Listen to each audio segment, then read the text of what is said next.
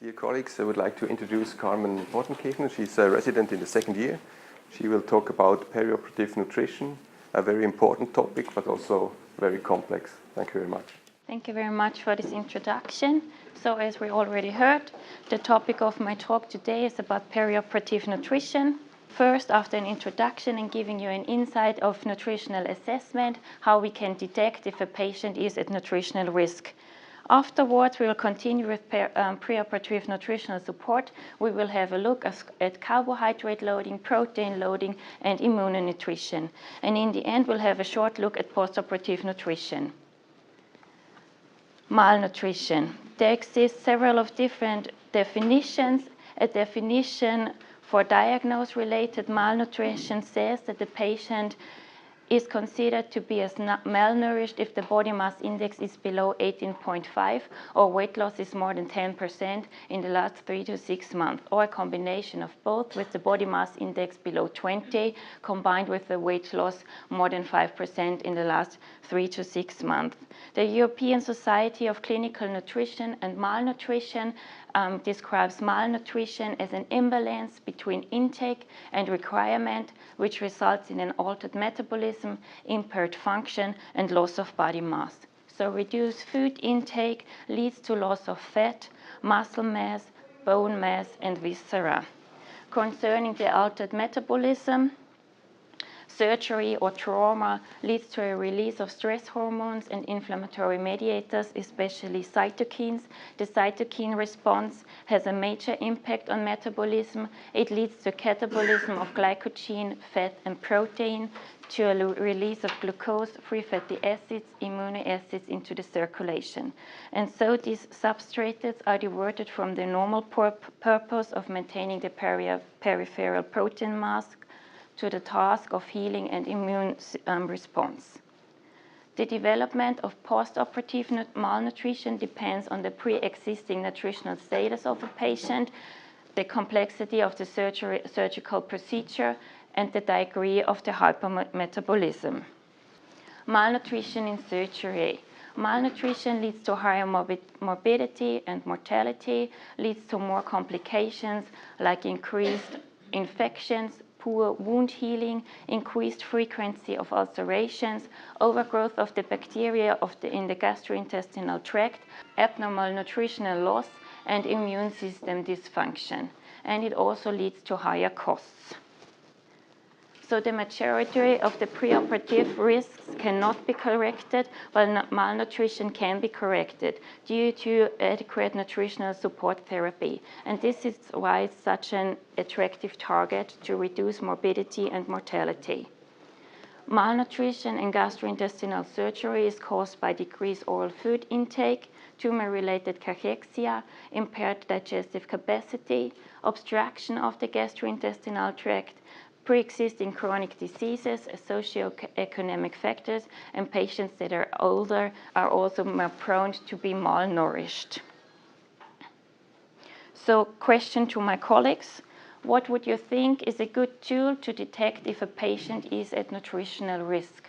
We can measure the BMI, then there's the nutritional risk score, and of course we make a laboratory. Thank you very much, Shuri. This was correct. So the body mass index is a tool. It's very often used to detect if a patient is malnourished. But body mass index alone is an imperfect measure of the nutritional status and should always be used in conjunction with other clinical indicators. Let's have a look at the nutritional risk screening. This was designed 2002 by Controup as a simple screening score to identify patients that are at nutritional risk. And they took all the available studies, and the best criteria have been identified and put into the nutritional risk score. So in the upper part, in the first part, we're going to ask the patients and try to identify if we can have a yes. If the body mass index is below 20, if there was recent weight loss, if the food intake during the week before the admission was diminished, and if there is a severity of disease, then we give a yes and continue with part 2 of the nutritional risk score. This is the part where we give points. So we have a closer look at the body mass index, food intake, and recent weight loss. And depending on this and the severity, we're giving points from 1 to 3. Also, we have a look at the severity of disease and giving points 1 to 3. If a patient is 70 or older, 1 point additional. So if the score is above 3, the patient is nutritionally at risk and a nutritional care plan should be initiated. So the nutritional risk score helps us to identify if a patient is at nutritional risk and maybe needs nutritional support therapy. Patients who are at nutritional risk are likely to develop postoperative complications. There was a study conducted in 2008. They had a closer look at correlation of the nutritional risk score, complication, and the type of surgery that has been done. And they found out that postoperative complications were significantly more frequent in patients at nutritional risk. So here we have a table out of this study by Dr. Schierza, complication grade here on the left, and patients that were at nutritional risk here in this part. And they found that nutritional risk patients had a significantly more severe complication than no-risk patients. They also looked at the type of surgery, and the highest prevalence where patients were at nutritional risk were patients in the hepatobiliary and the upper GI surgery part. They had 27% of these patients were at nutritional risk compared to minor surgery like hernia and cholecystectomy where the prevalence was below 10%. Another multi-center study looked at the nutritional risk score values specifically, and they found out, they had a look at how high the nutritional risk score is and compared two groups, a group that got nutritional therapy before surgery and a group that did not get nutritional therapy. And they found out if the nutritional risk score was above 5, the preoperative nutrition group had lower complication rates compared to the control group. But they did not find any significant difference for a nutritional risk score below 5. So nutritional care protocols should be initiated if there is a nutritional risk score more than 3, and resistance exercise whenever possible brings a positive benefit.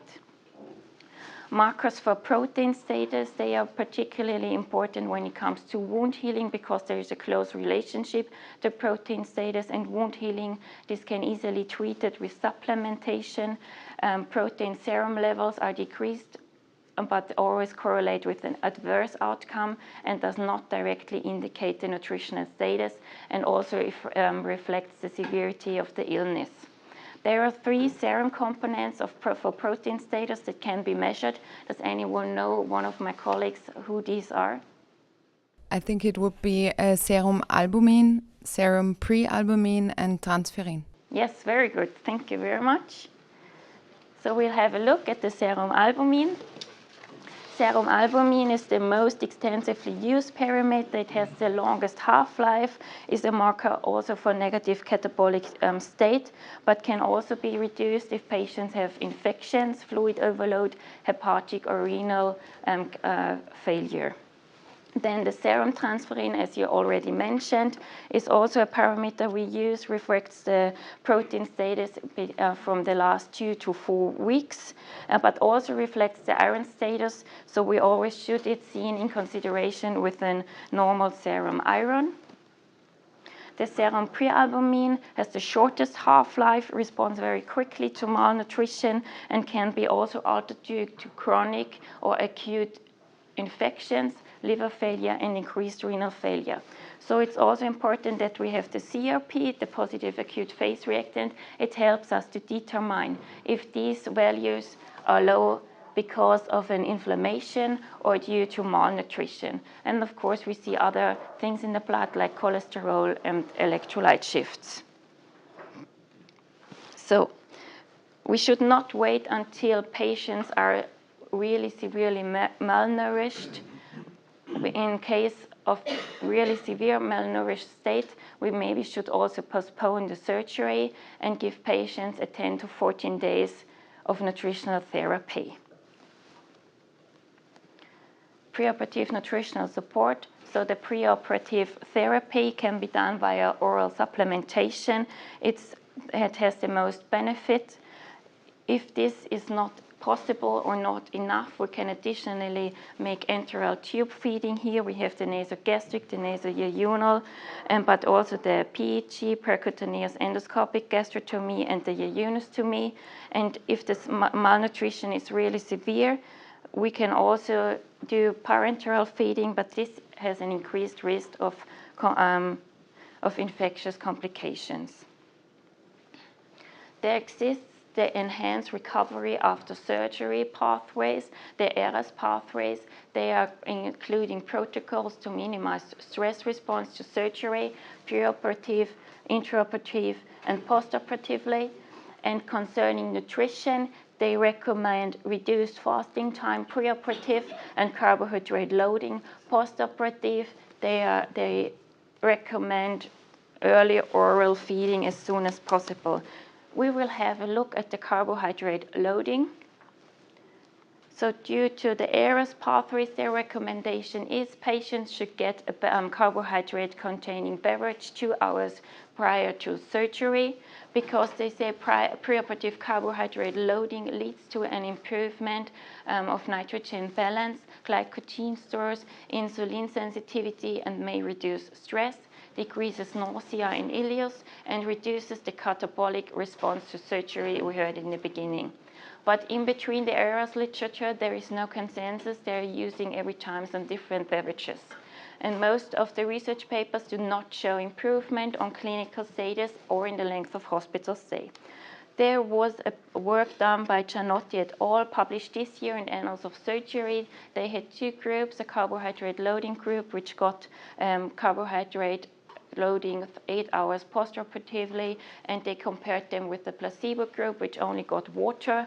And the primary endpoint of this study was to find some postoperative complications like infections, and the secondary was to look at the blood glucose level. So here on the x-axis we have the time, and here on the y we have the blood glucose level. In the lighter gray the placebo group, in the darker gray the carbohydrate loading group, and they found that 1 day after operation up to day 3 after operation, patients maintained a euglycemic state. But due to postoperative infections, they did not find any clinically relevant outcomes. Protein loading preoperative. There is a wide variety of supplements that are available. Most of them are suitable for patients with wounds and malignancy. Protein energy wasting can lead to major complications, may activate a vicious circle with further worsening of the nutritional status. Dietary counseling and nutritional status monitoring play a key role in the prevention of treatment of protein loss. But there is insufficient evidence if dietary protein has a positive effect on serum protein levels. Immunonutrition. Not much is known about the mechanism behind immunonutrition. The idea behind is that it should stimulate the host or the patient's immune response. We have enteral and parenteral supplementation so far. They're containing arginine, glutamine, fatty acids, non-essential and branched-chain fatty acids, vitamins, trace elements, and RNA or nucleotides. They should bring us a reduction in infectious complication, shortening of hospital stay, costs, and has a positive effect on mortality. This was also shown in 2015 in Journal of Visceral Surgery. They had a look at 28 randomized trials and 4 meta-analyses and found all of these positive effects I just mentioned.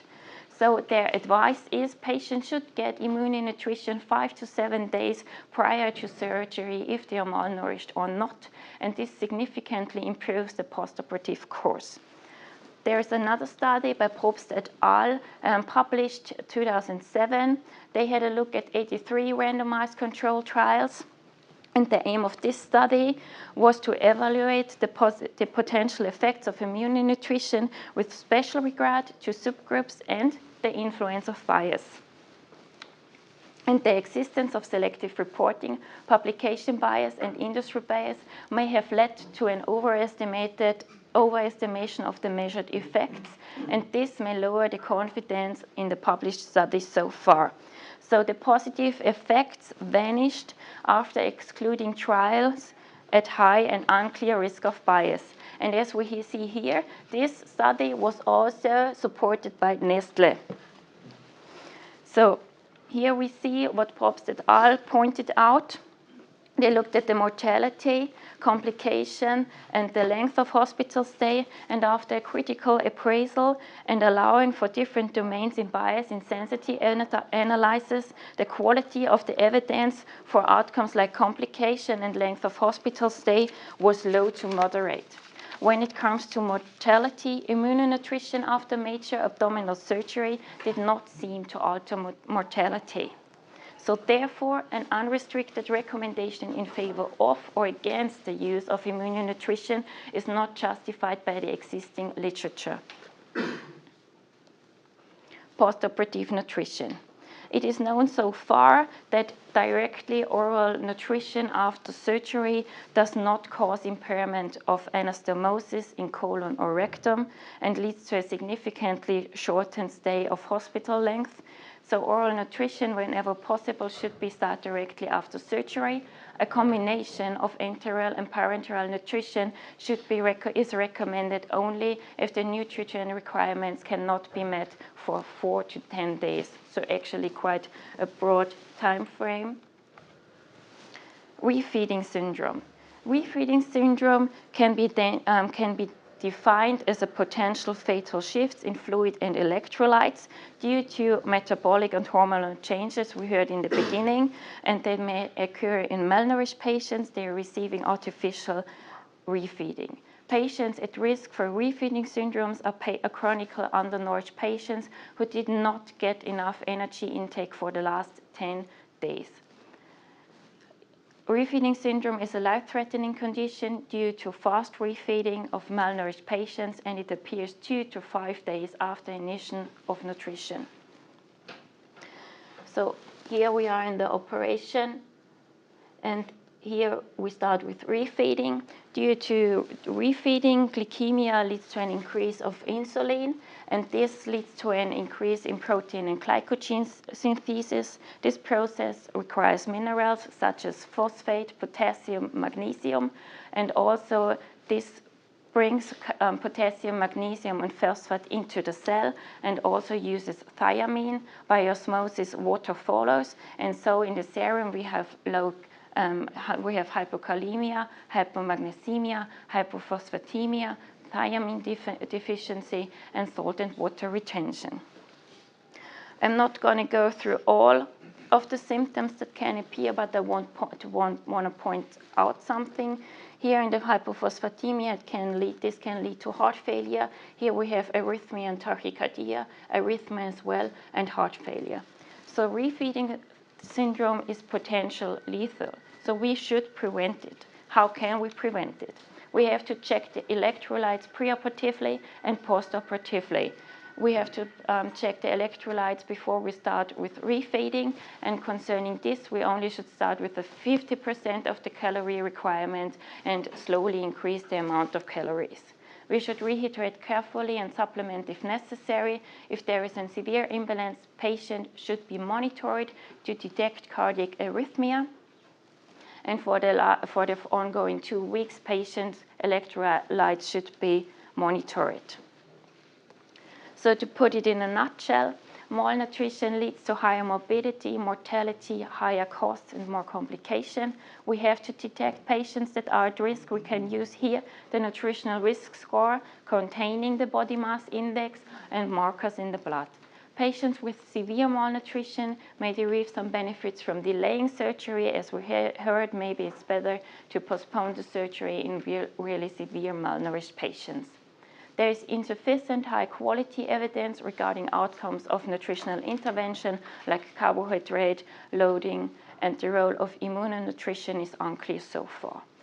The leading blood findings in refeeding syndrome is hypophosphatemia. It's a life-threatening condition. And outlook for the future, there was a randomized study. They looked at the effects of omega-3 fatty acids and the outcome after major liver resection. They especially looked at morbidity and mortality. Recruitment is completed, and I'm curious, I'm sure there's more to come. Thank you very much for the attention.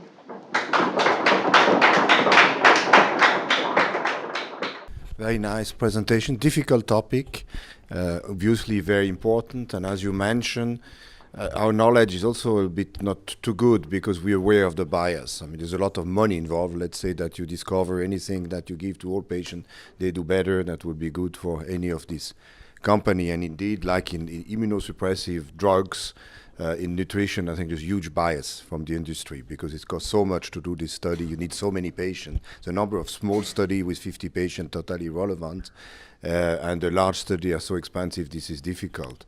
Now we have more and more, not just malnutrition, but sarcopenia. Right? So it's come now. We wanted to do it here. There's more and more study that don't look just at malnutrition, but basically the muscular mass with different formula. So my first question is that. Do you get the same information by looking at sarcopenia that you will look at the criteria for malnutrition? Or what's the difference?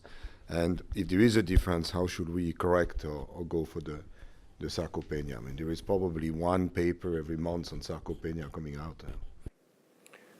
So sarcopenia is one part of a severe ill patient, and I think a patient with sarcopenia should also have, I think, a preoperative nutritional support, and because he is very malnourished. And in a patient with sarcopenia, it's also important to do some, I think, body exercises to improve the muscle mass. The other, what you speak about, this refeeding syndrome, I don't think it's well known from us. I mean, the impression probably we miss a number of times with patients with hypophosphatemia. Usually we accuse the kidney. I would be also a bit more sensitive because we start early on with parenteral nutrition. There's been a shift over the past decade from parenteral to try as soon as possible to go to enteral nutrition with the tube that we put post-ride sometime in the stomach for this. But I don't know, I mean, for me it's a relatively new syndrome, this refeeding. I mean, do we miss it, or it's very rare? And in what condition? I understand patients are usually malnourished, and then is that more the risk is higher with parenteral nutrition? There is some formula that are higher risk. How should we prevent this? Actually, there's not so much known. It's because most of the time people don't, or we don't detect it. So there is not so much literature about it, but it's more in patients which are malnourished before and have the 10 days without feeding, and then 2 to 5 days after refeeding, the symptoms start. And this is not, it's not like, there's no difference between enteral or parenteral feeding so far in the literature described. So there is no difference if we're gonna make oral feeding or parenteral feeding for refeeding syndrome. So we should stop the nutrition? No, we should check the electrolytes, and also together with the Ernährungsberatung, we should start slowly with calorie intake. So only 50% of the calorie requirement, and then we have to always check the electrolytes and slowly increase the intake of the patient. So not fully energy intake after 10 days without feeding. If we talk about early oral feeding, we should also talk about the risk of aspiration. And I'm not aware of any data what the prevalence is in surgical patients. Does anybody know this? Because I have the feeling that we have this problem often, in a year several times at least. I don't know of any data about aspiration, but I think early feeding is always good if the patient tolerates it. But at the end, it's a surgeon's decision. Obviously, we need some trial and studies here. List me 3 trials we should do to answer important questions that are not answered today.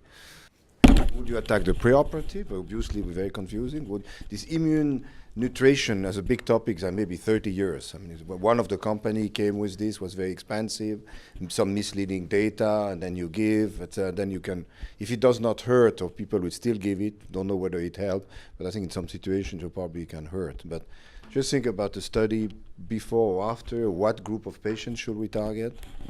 Yeah, I think we can't take all patients together. I think we should subgroup patients and maybe see if there are cancer patients or upper GI patients with maybe have some other risk factors for malnutrition, like stenosis or cachexia. So I think I would group up the patients that's for sure. I think every study has to group, for in abdominal surgery, we have to group up the patients. And I personally think immunonutrition is very interesting, but we don't know the mode of action. And I think this should be analyzed a little bit more, like to see how this works in the bloods and how it affects. I think the problem is also with these immunonutrition drinks is that this is a cocktail of ingredients and we don't know the mechanism of each ingredient. I just want to make 2 comments. First, I think in terms of definitions, there's some room, how to define sarcopenia, how to define malnutrition, but looking at the nutritional risk score you mentioned, like pretty much every bypass patient would be at the highest risk category for malnutrition postoperatively. I just wanted to raise the attention for another special clinical situation for malnutrition, which is post-bariatric surgery, because there are a lot of patients undergoing malabsorptive procedures with distal bypasses and very short common channels, where normal enteral nutrition wouldn't change a lot. And the easiest way to deal with this is to put a tube into the stomach remnant to re-establish normal anatomy again. So that's the easiest way, and then do like enteral nutrition in these patients, because usually many people just try to give oral or parenteral nutrition, and the best way in that case is to put it into the stomach remnant. I just wanted to mention that. I just have one point to make regarding Samuel's comment. I think the aspiration indeed is a problem. It can be a problem in some patients, and I'm very much in favor of ERA's concept, but that is, I think, one point that is not dealt with adequately. And there's a number of large institutions that have, for this reason, not adopted ERA's protocols for their total number of patients. So I find that more difficult, and I believe that is one of the areas that requires further research to delineate those patients that are at higher risk of postoperative aspiration, where oral early feeding may just be harmful. Okay, thank you. Thank you.